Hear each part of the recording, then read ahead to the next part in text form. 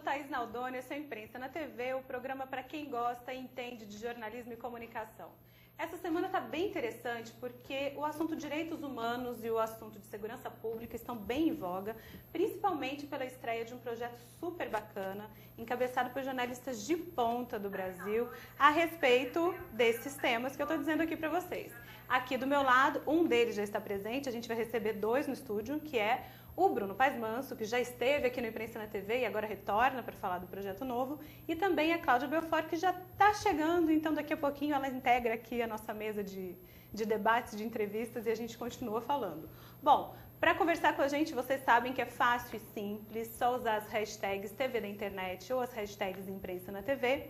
E para acessar o programa de hoje, um pouquinho diferente, mas só indo ali com a gente no www.portalimprensa.com.br/imprensa na TV. Ali você consegue falar com a gente tranquilamente, ou então dá uma corridinha ali na fanpage da UTV. Ali também vocês conseguem acessar tranquilamente o programa e falar com a gente, fazer perguntas.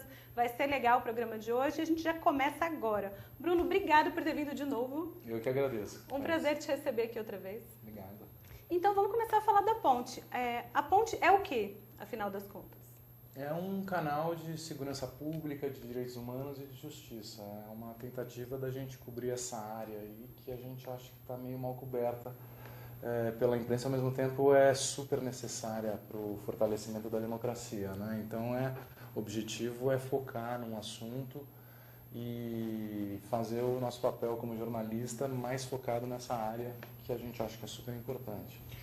Essas pessoas, eu acabei de dizer para o nosso internauta, que são jornalistas de ponta do mercado e a gente é acostumado a lidar com esses temas. Quem são essas pessoas, Bruno, e como vocês se uniram? São pessoas comprometidas com esse tema, né? Tem a Laura Capriglione, por exemplo, e André Caramante, trabalhavam na Folha de São Paulo e sempre, de alguma forma, abordaram esse tipo de assunto. A Laura um pouco mais nessa área de direitos humanos, o André muito mais na área de violência policial, de segurança pública. Tem a Cláudia Belfort, que vai estar aqui, ela trabalhou comigo no Estadão, ela foi diretora do Jornal da Tarde, do portal do Estadão também há muito tempo. Tem o William Cardoso, também trabalhou comigo lá no Estadão, o Fausto Salvatore, que também, enfim, tem um tempo no mercado, mas enfim, da Joana Brasileiro, que também trabalhou, ela hoje está com a gente na arte, enfim, são 20 pessoas que se juntaram mais ou menos com os interesses em comum. A gente está com as portas abertas, estamos vendo como é que a gente vai conseguir atrair gente para trabalhar também, mas são pessoas que tinham esse foco de interesse, meio de cobertura que estamos, enfim, engatinhando para ver se a gente consegue tirar do papel, né? Bacana. Papel não, né? Do computador. Do computador. Gente, vou mostrar para vocês agora um videozinho que foi produzido pelo pessoal da Ponte para apresentar o trabalho deles para vocês. Vamos dar uma olhadinha?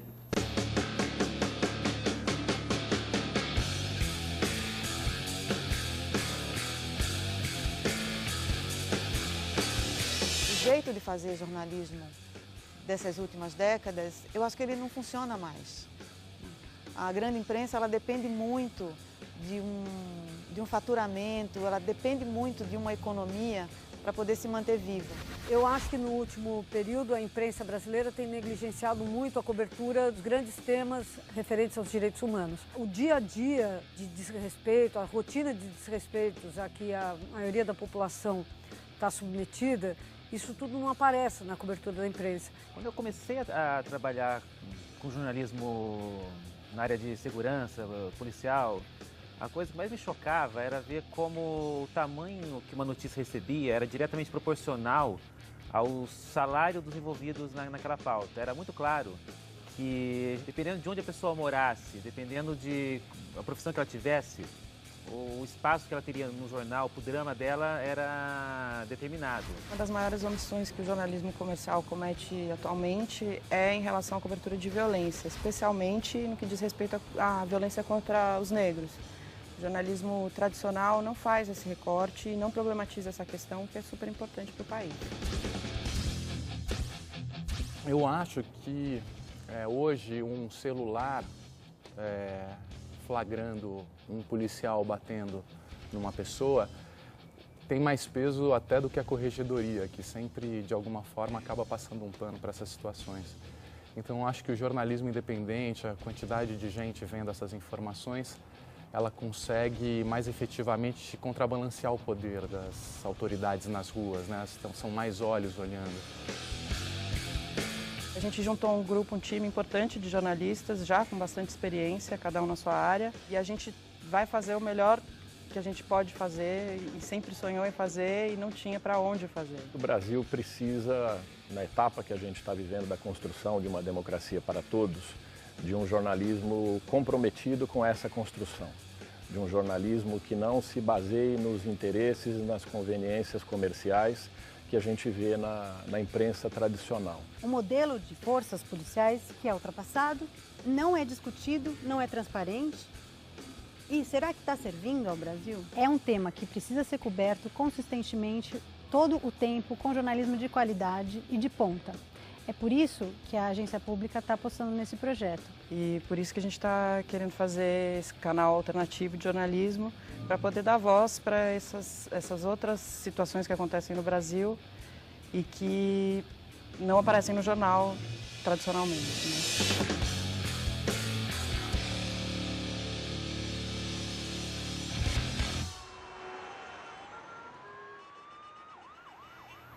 De volta aqui com a Imprensa na TV, junto com o Bruno Paes Manso, que está aqui do meu lado. Esse vídeo dá mais ou menos uma apresentação do trabalho que eles pretendem fazer com a ponte, e ele foi produzido para isso mesmo, né? Um press release, vamos dizer assim. Para a gente apresentar o projeto, para mostrar mais ou menos a ideia, qual é que é, enfim, divulgar também, né?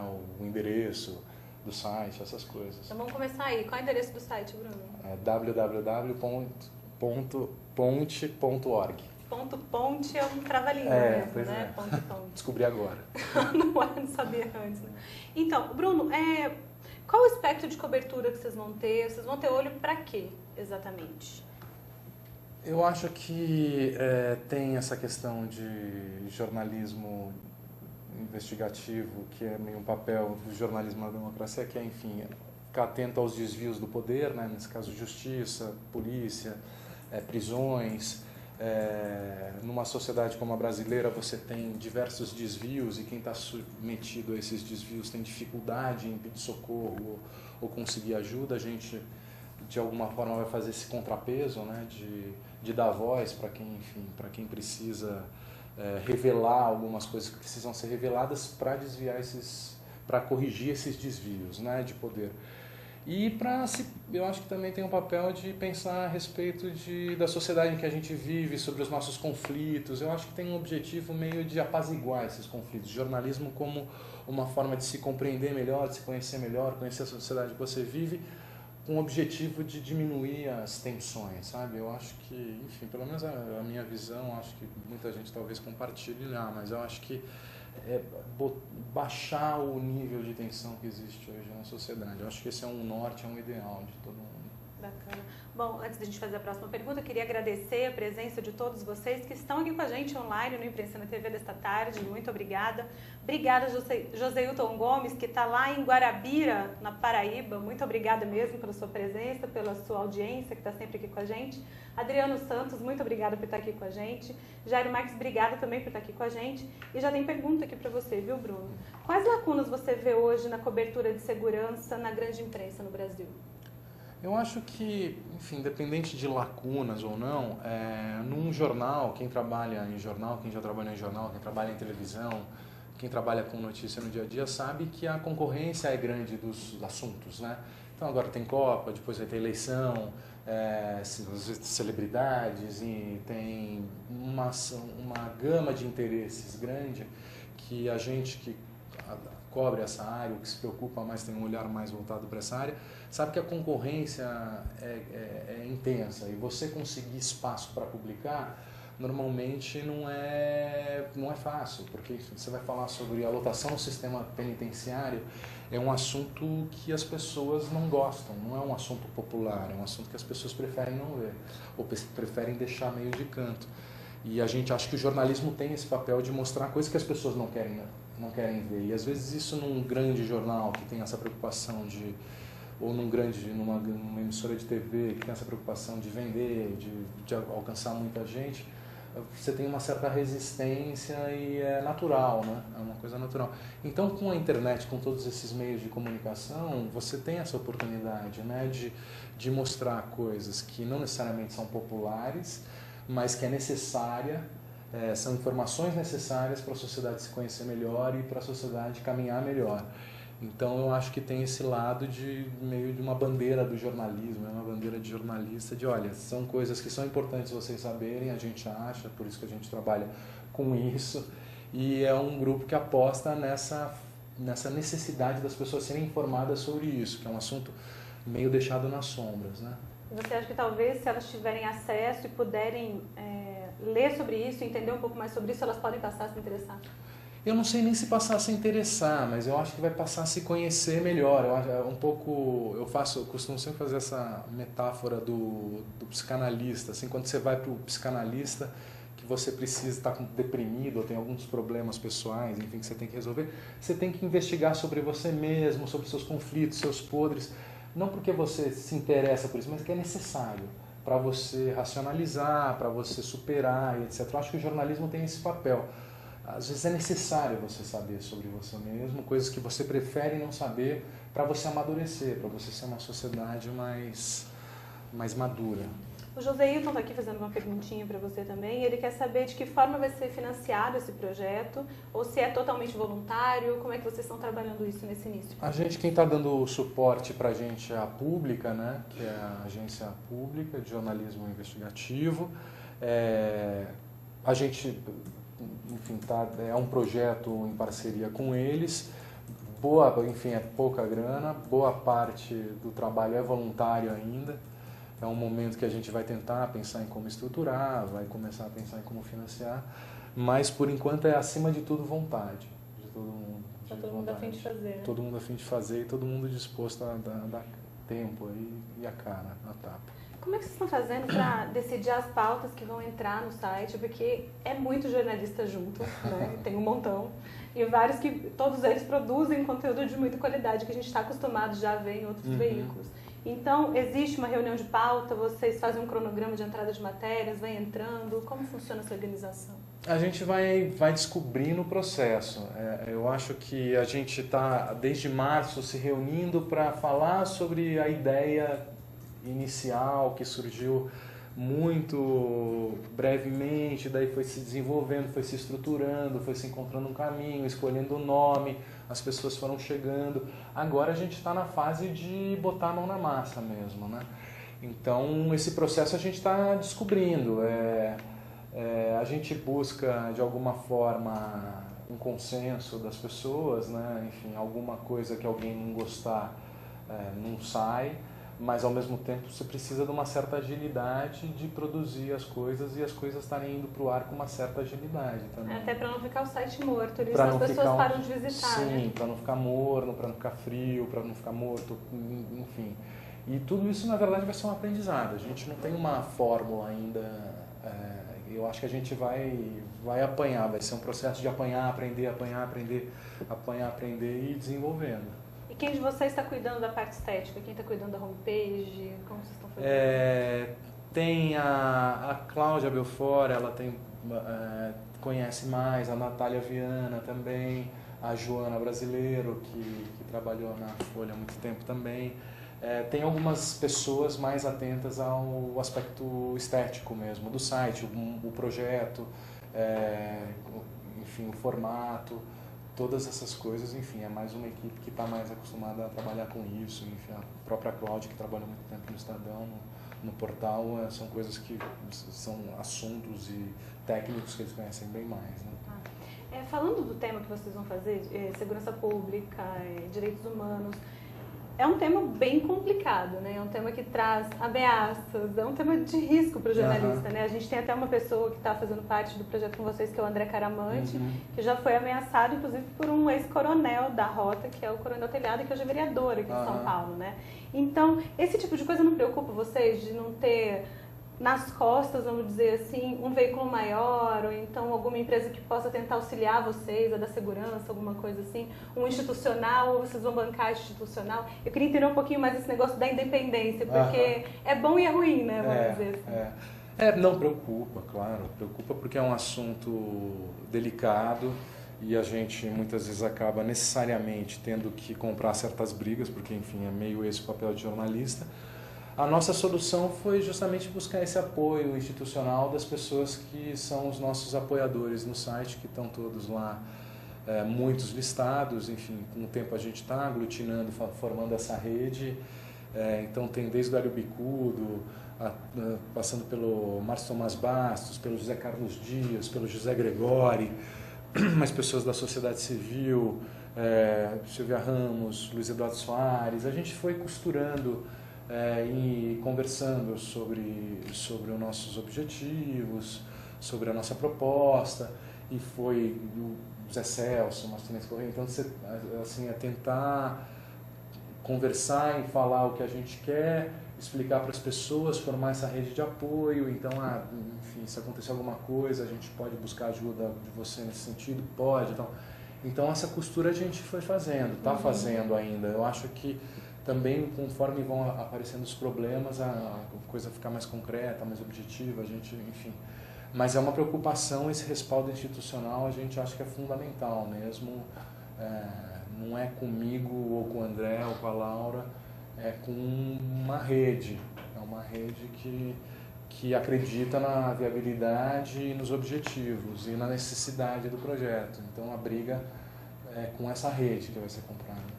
Até porque em ano eleitoral é um tema muito sensível, né? Porque é um tema eleitoreiro, né? Você vai falar de segurança pública, é um tema eleitoreiro. Você vai falar de direitos humanos, é um tema eleitoreiro. Sim. Vocês não se preocupam também com a patrulha que vocês podem receber, principalmente de político? Porque, por exemplo, a gente acabou de falar da Paraíba, do nosso internauta que está lá assistindo a gente na Paraíba.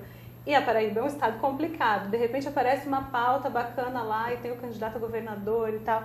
Isso também é uma coisa complicada, né? Os termos jurídicos, vamos dizer assim. Vocês também podem ser jurídicos, né? De processos? De processos. Não, sem dúvida. Eu acho que sim, esse é um problema que todo jornalista enfrenta, mas eu acho que é a credibilidade mesmo das informações, a apuração, você fazer matérias que contemplem todos os lados, e eu acho que quando você tem algum tipo de má-fé ou compromisso com algum lado, e você faz uma matéria meio que, não que isso aconteça, mas quando você não tem esse desafio de fazer uma apuração correta, de você ser justo com aquilo que você está abordando, isso te dá um respaldo para você, pelo menos na hora de responder a um processo, você falar para o juiz, não, olha, eu escrevi por causa disso e disso, né? O outro lado é esse,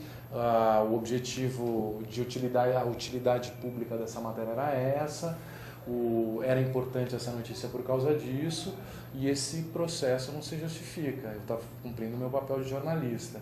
Eu não estava pegando no pé de ninguém, ou injuriando ninguém, ou difamando ninguém. Então, eu acho que o desafio jornalístico é esse. Eu acho que, claro, tem que se calçar muito nos princípios jornalísticos mesmo, né? Sim, na informação, na qualidade da matéria. Porque no eleitoral, historicamente, é um ano que as pessoas, os jornalistas, eles são mais acossados, né, juridicamente falando. Ou por candidatos, ou por pessoas que apoiam esses candidatos. Às vezes não pode divulgar pesquisas, às vezes qualquer matéria cai. Existe casos de blogueiros que são censurados e processados e ficam o período eleitoral inteirinho fora. Né? E na internet isso é super sensível. Né? E essa distribuição de conteúdo vai ser feita de que jeito? Vocês vão passar, ele vai ficar no site só, outros veículos podem comprar esse conteúdo? O que vocês estão pensando em fazer nesse sentido? Então, é um modelo que a gente está desenvolvendo agora, principalmente a Natália Viana, da Pública, que tem mais experiência com isso. É alguma coisa que a gente está pensando e está conversando. Eu acho que a gente vai distribuir pelo site. Creative Commons, né? Então, o site é o principal canal. A gente está, enfim, vendo possibilidades. Eu acho que a gente tem o desafio de financiamento Então, ao mesmo tempo, a gente tem um conteúdo e matérias que a gente acredita que são relevantes, mas que também, como todo trabalho jornalístico, tem um preço, né? E custa caro, né? Então a gente vai ter, é algo que está sendo discutido agora, durante o processo também de criação do site. Então o que a gente tem por enquanto é que o distribuidor de informação é o nosso canal. É o canal. Tá ok. Bom, agora a Cláudia chegou, então a gente vai para os comerciais e volta rapidinho já com a Cláudia Beaufort aqui com a gente no Bancada, ok? Até já!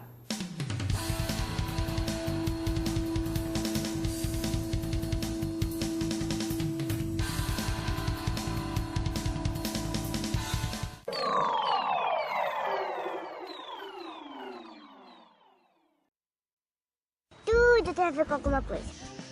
De onde vem a água que a gente bebe? Da torneira. Ih, nada a ver. Vem dos rios que nascem da mata. Sabia que a gente só respira por causa das árvores? A árvore respira? Respira.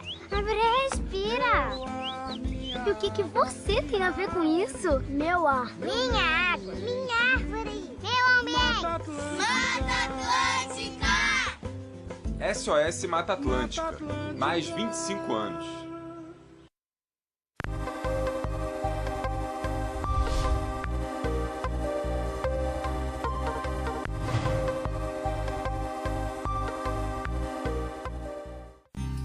Com a sua ajuda, a lei que vai reorganizar São Paulo está se tornando realidade. Depois de um intenso debate entre os vereadores e os cidadãos, o novo plano diretor está pronto para ser aprovado. O novo plano diretor, depois de aprovado, vai levar mais empregos para a periferia, melhorias para o transporte público, moradia. Isso significa desenvolvimento para todas as áreas do município. A Câmara dos Vereadores agradece a sua participação.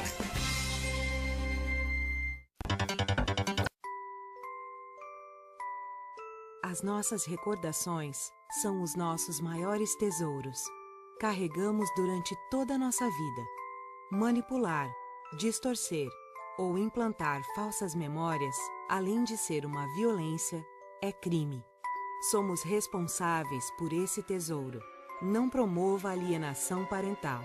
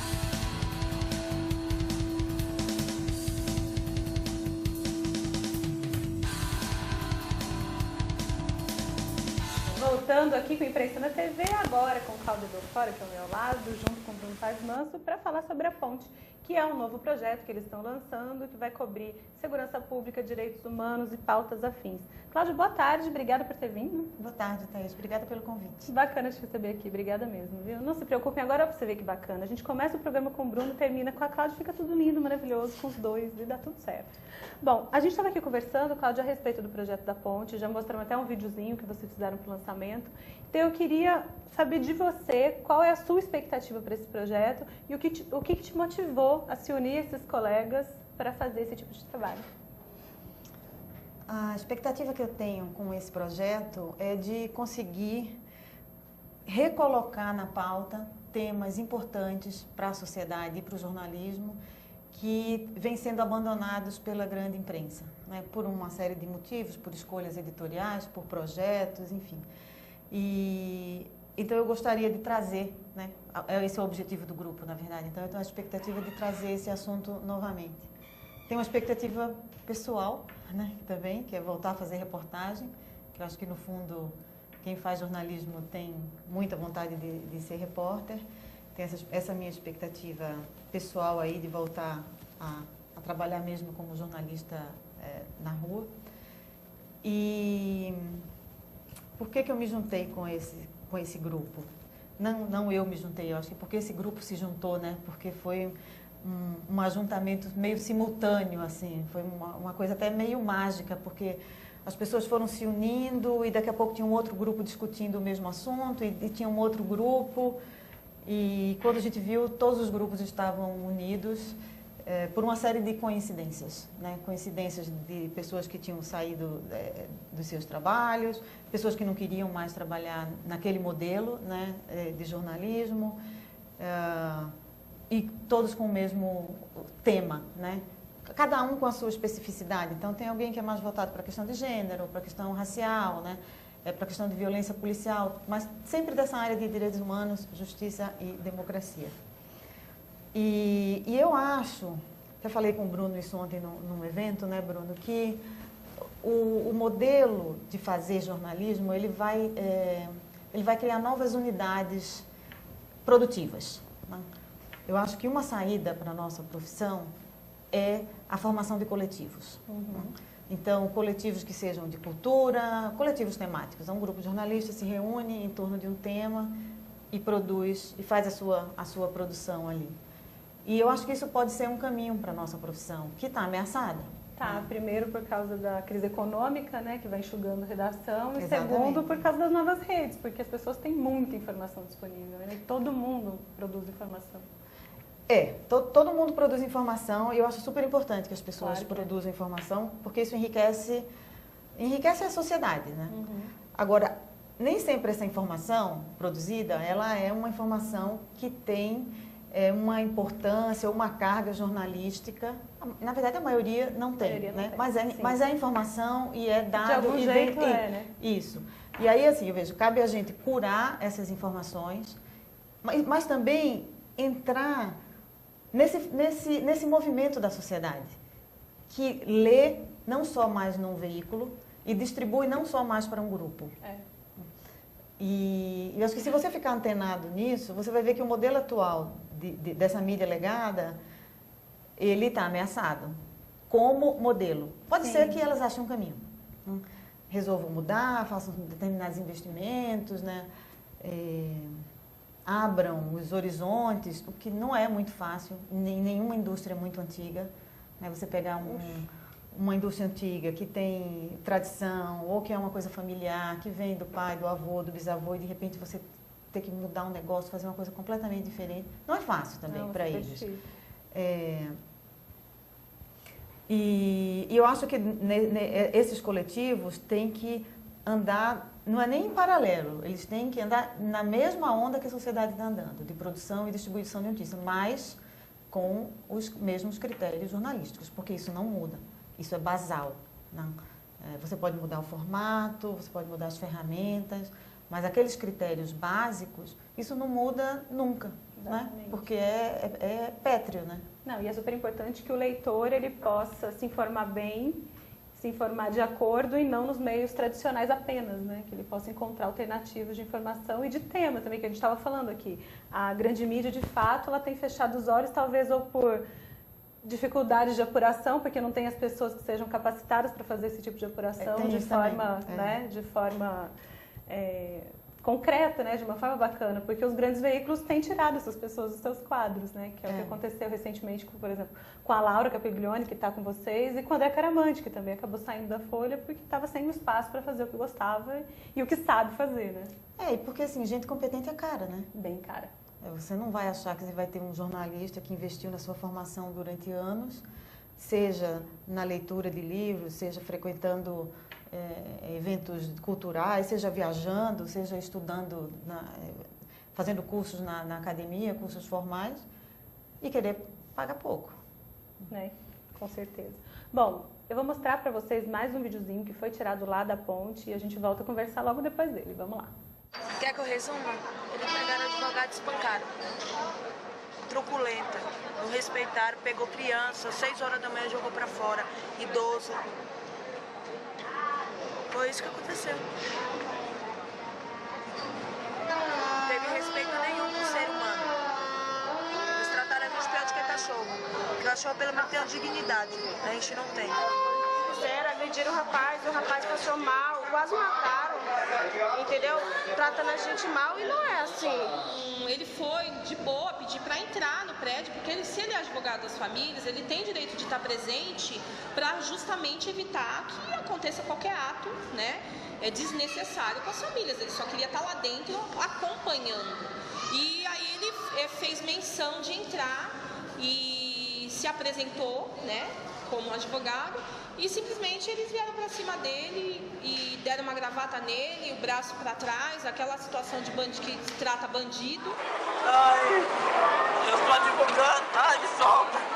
Ai, quase me mataram. Não, olha só, eu tô todo mijado, eu sou advogado. Chama a comanda de direção. Ai, ai, minha...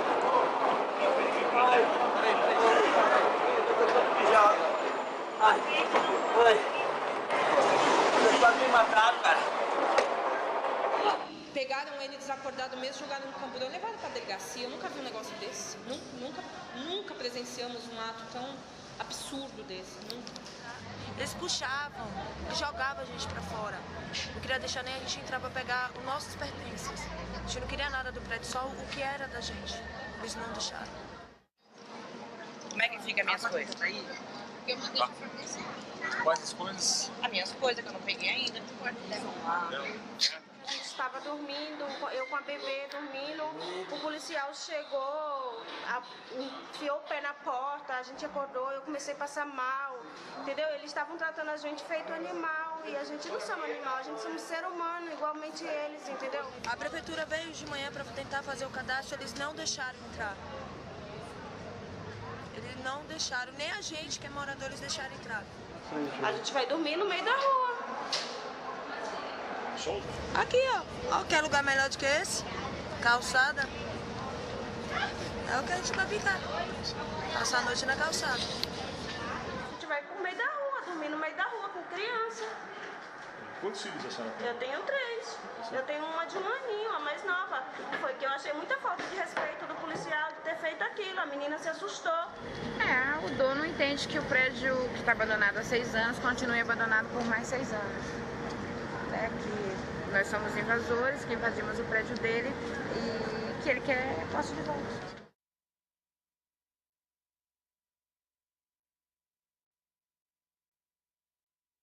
De volta aqui com a Imprensa na TV, que hoje recebe a Cláudia Belfort e o Bruno Paes Manso, ambos do projeto Ponte, que acabou de ser lançado. Aliás, ontem entraram as primeiras matérias, né? Que vocês deram o grande start de conteúdo. Muito bacana. Bom, mais uma vez, vocês podem entrar em contato com a gente, usem a hashtag TV da Internet ou a hashtag Imprensa na TV, fiquem à vontade. Lá no Facebook também vocês podem falar com a gente, tanto pelo perfil do Portal Imprensa, quanto ali pelo meu mesmo, que eu já vi que tem gente ali mandando perguntinhas, então podem continuar mandando, não tem problema nenhum que a gente responde do mesmo jeito, tá? Fiquem à vontade. Cláudia, a gente falava aqui enquanto passava o vídeo, porque eu conto para as pessoas que eu falo aqui, né? Então, enfim, não sou boa de guardar segredo. Então, a gente estava falando a respeito do formato, né, dos vídeos, das matérias. Você dizia que as pessoas dão mais crédito para o que vem em formato mais ou menos de documentário, uma coisa diferente da quadradinho da televisão tradicional? O jornalismo em vídeo para os meios digitais, ele surgiu depois do YouTube, né? E o que as pessoas começaram a publicar no YouTube? Os vídeos amadores. O seu filho, um flagrante que viu na rua. E o YouTube surgiu desse jeito, né? É uma plataforma de amadores. Então, isso já foi criando um hábito no público que assiste vídeos pela internet. E algumas pesquisas já mostraram que o jornalismo para a internet, ele não pode o jornalismo em vídeo para a internet, ele não pode mimetizar as TVs tradicionais, porque não dá tanta credibilidade. Entendi. Porque as pessoas estão acostumadas com uma linguagem mais de a câmera tremer um pouco, né, que é aquilo que elas começaram a fazer.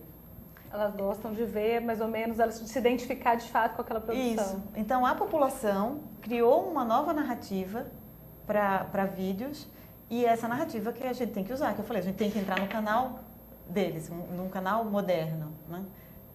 A base do jornalismo não, mas o formato sim.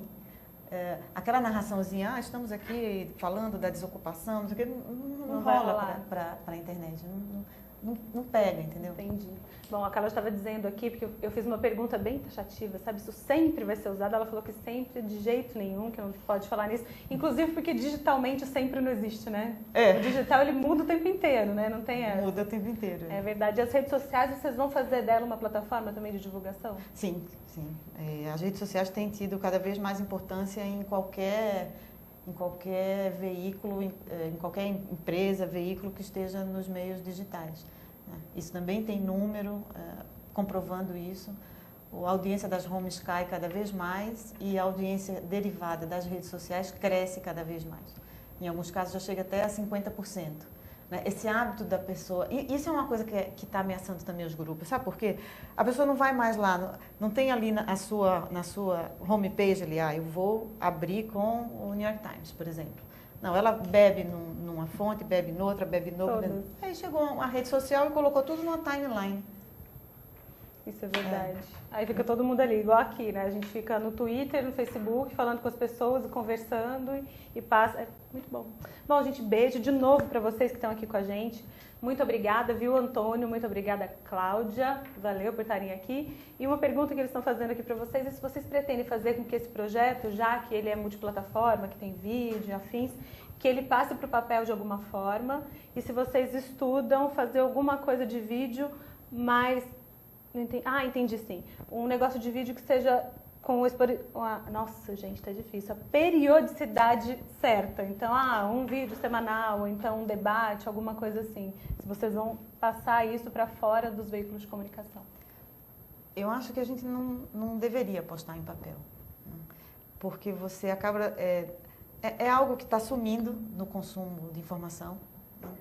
Você pegar um papel e consumir. Claro, eu gosto. Eu ainda leio revista no papel, eu leio jornal no papel, mas eu nasci em papel. Né? Mas você vê uma outra geração que já não tem esse hábito de consumir papel. E é caro. A gente é um coletivo, né? Você tem que contratar uma gráfica, tem o custo do papel, tem o custo da tinta, tem o custo da distribuição, que não faz mais sentido se você tem... Você pode atingir um público muito maior pelos meios digitais, telefone celular, computador, né? Daqui a pouco aquele Google Glass, enfim, né? Vai ter tanto relógio, até em termos de custos mesmo. Em relação à periodicidade de vídeos, se você pensar tecnicamente é legal que haja uma periodicidade, porque você acostuma o leitor não, vai sair o vídeo, que nem fez a Porta dos Fundos, né? Então, o pessoal já sabe, acho que é 11 horas da manhã, né? Tal dia, 11 horas da manhã tem o Porta dos Fundos. já vai lá ver o novinho. Né? Claro que com esse tema que a gente tem, a gente não vai ter tanta audiência que nem Porta dos Fundos. Né? Mas o exemplo é esse, você criou um hábito. Mas a gente está super no comecinho, né? Então, não dá para chegar e dizer assim, olha, a gente vai realmente ter uma periodicidade e tal. A gente quer trabalhar de uma maneira organizada, ter isso, mas a gente precisa Acho que todo mundo está de acordo com isso, né? Precisa se assentar primeiro, né? O Adriano Santos, que está aqui com a gente, obrigada, viu, Adriano? Está perguntando para você, Bruno, como você avalia quando os direitos humanos defendem criminosos? Eu acho que nunca vi direitos humanos defendendo criminosos. Eu acho que eles defendem a lei. Não acho que o que as pessoas, pelo menos, enfim, todos que eu acompanho até hoje, eles falam de limite de excesso de forças policiais, falam de desrespeito a direitos que o Estado deveria cumprir que não é cumprido. Ninguém defende criminoso, acho que é um equívoco da parte dele. Eu acho que talvez possa existir esse lugar comum, as pessoas acharem que você defender direitos humanos, você está defendendo criminosos. Mas eu acho que é muito mais, você limita, pensa, Adriano, pensa da seguinte forma, você permitir que de repente um policial faça a justiça com as próprias mãos e você, na verdade, você cede esse direito para eles, ele acaba perdendo o controle e perdendo a noção das coisas que ele pode e que ele não pode, e as quadrilhas hoje mais fortes muitas vezes são formadas por essas pessoas que se sentem com autoridade para isso, se sentem impunes para isso e que criam articulações criminosas muito mais difíceis de combater. Então eu acho que tem que tomar cuidado com esses clichês, não é isso. São leis iguais para todos e respeito às leis por parte do Estado para que a gente seja uma sociedade mais civilizada, né? Eu acho que é isso. Falando de civilização, Cláudio, você estava falando da informação apurada, que é super importante, isso sobretudo na internet, porque ela roda com muita facilidade, chega muita gente com muita facilidade. Aquele crime horroroso que aconteceu no Guarujá há pouco tempo, da mulher que foi assassinada, né, de tanto apanhar, lá foi linchada e morreu por causa de um boato que foi colocado na internet por um suposto veículo de comunicação local, né? Isso é muito sério, né? Isso é muito sério. Até depois desse caso, houve uma campanha no Facebook totalmente desorganizada, mas várias pessoas aderiram, que é leia antes de compartilhar. Então, ao mesmo tempo que enriquece a sociedade essa geração de informação, a geração de informação de modo irresponsável, ela é uma ameaça e é um empobrecimento. Mas isso depende do meio, né? Ela pode ser irresponsável e empobrecedora no papel, como existe, né? Tem revista, né? Tem colunistas, tem gente que dissemina conceitos que acabam se tornando um lugar comum e não são saudáveis. Isso também acontece na internet. Agora, na internet tem um poder de dispersão enorme, né? Então, a capilaridade é muito grande. E aí pode acabar acontecendo situações como essa. Vocês recebem sugestões de pauta? Que já não seja as pautadas por vocês mesmos, vocês já devem vir com uma carga de pauta incrível, né? Doidos para fazer. Mas se tem gente que queira fazer alguma denúncia nessas áreas que vocês vão cobrir, que queiram entrar em contato com vocês recebem essas sugestões, procuram? Na primeira semana já surgiu. Imagina. Foi muito engraçado, porque a pessoa foi super assertiva, assim, né? Solicito cobertura sobre o assunto tal.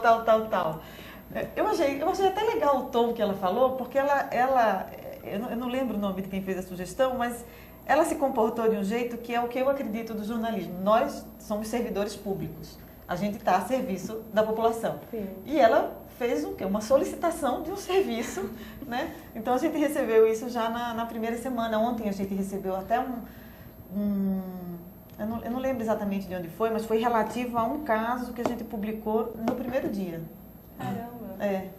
E aí já teve. E como é que a pessoa faz para entrar em contato com vocês? É via Facebook? Tem algum e-mail específico? Pelo site? Tem, reportagem@ponte.org.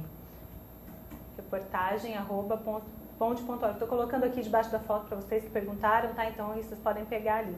Bom, a gente já está quase no final do programa, porque passa rápido, que é uma beleza esse negócio, uma tristeza, né? Que a gente tem tanta coisa para falar. Mas eu queria mostrar uma coisa para vocês que foi a boa da semana, que é a da água. Vocês viram isso?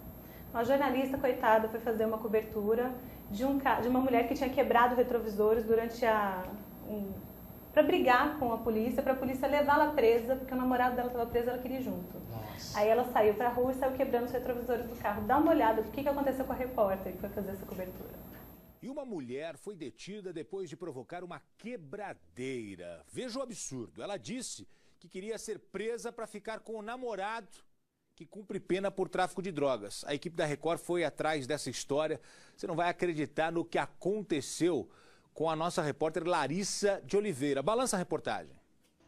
A confusão foi nesta rua. Ainda é possível ver os estragos. Segundo moradores, o casal parecia estar drogado. Eles quebraram diversos retrovisores e o vidro de uma loja e ainda chutaram portões. Na hora que eu cheguei, eu vi o vidro quebrado, aí na hora eu achei até que poderia ter sido tentado entrar, né? Mas aí, conversando com os vizinhos, eu fiquei sabendo que desceu um casal que desceu quebrando tudo. Enquanto nossa equipe fazia a reportagem, Vanessa Pires, de 18 anos, que não quis dar entrevista, tentou impedir o nosso trabalho para ficar ao lado do namorado que está preso por tráfico de drogas. Não tô crendo o que aconteceu com ele. Tá gravando tudo. Eu estou na porta da Vanessa Aparecida Pires, de 18 anos. Ela acabou de jogar água na equipe, né? Ela não quis dar entrevista. Segundo a polícia, ontem ela quebrou diversos retrovisores com uma barra de ferro e falou que queria ser presa para ficar ao lado do namorado que está respondendo por tráfico de drogas. Mas agora, o que será feito com essa adolescente? No boletim de ocorrência, consta que Vanessa cometeu o crime para ser presa, já que o namorado dela está no presídio de Varginha. Resultado, fico eu com o prejuízo, os dois, o casal, já saiu da delegacia aos beijos e abraços, tranquilamente pela rua. Eu tive que sair da porta da casa da Vanessa, porque, como vocês podem perceber, ela jogou 2 baldes d'água em mim, né? Expulsando a equipe, ameaçando a equipe. E vamos ver o que ela pode aprontar aí na rua, né? Afinal de contas, foi liberada pela polícia. Desculpa, Larissa, não tem como não rir. Tá todo mundo comentando aqui, inclusive, o assunto. Pera um pouquinho. Olha, aí tem que explicar pra essa menina que ela é burrinha. Não a nossa repórter, a menina. Se ela for presa, ela não vai ficar com o namorado preso. Ela tem que entender isso, que essa menina ela não sabe nada da vida. Ela queria ser presa, quebrou tudo, quebrou o carro do vizinho, quebrou janela. Ela quer ser... Olha o momento que ela joga água, ela abriu a janela, olha lá, a porta, aí jogou um balde de água na... De volta. Gente, vocês viram que cortou um pouquinho mais, apareceu a minha cara, dá pra fazer um meme de internet com isso, aquelas coisinhas da cara assustada, assim, né? Bom, a gente está quase chegando no final do programa. Eu queria pedir, Cláudia, Bruno, para que vocês dessem de novo o site, o contato, para que as pessoas possam primeiro acessar a ponte, entender o conteúdo e passar a acompanhar a partir de então, né? www.ponte.org e para entrar em contato é reportagem@gmail.com. Não, desculpa, reportagem@ponte.com. Tá, reportagem. Ah, eu errei de novo. .org. Reportagem@ponte.org. Reportagem@ponte.org. Então já sabem, precisando. Bruno, obrigada, viu, pela sua Obrigado presença de novo aqui no programa. Cláudia, obrigada também por ter vindo. Obrigada. Um prazer receber vocês. Gente, a gente volta na semana que vem, então, com Imprensa na TV, na sexta-feira, das 3 às 4 da tarde. A gente recebe aqui o Guilherme Alpendre, que é o secretário executivo da ABRAGE, que é a Associação Brasileira de Jornalismo Investigativo. Ufa! Então, na semana que vem estamos de volta. Um beijo, brigadão. Tchau!